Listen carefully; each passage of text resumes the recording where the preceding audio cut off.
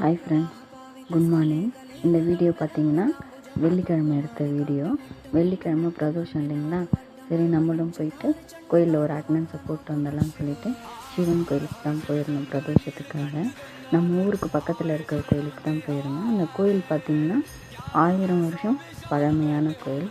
ரொம்ப அழகாக இருந்தாலும் உள்ளே இருக்க சாமி. நல்லபடியாக சாமி தரிசனம் பண்ணிவிட்டு வீட்டுக்கும் வந்தாச்சு. பிரகாரத்தை சுற்றி வரும்போது பார்த்திங்கன்னா குட்டி குட்டி விநாயகர், அதுக்கப்புறம் சுற்றி நிறைய சாமிங்க இருந்தாங்க.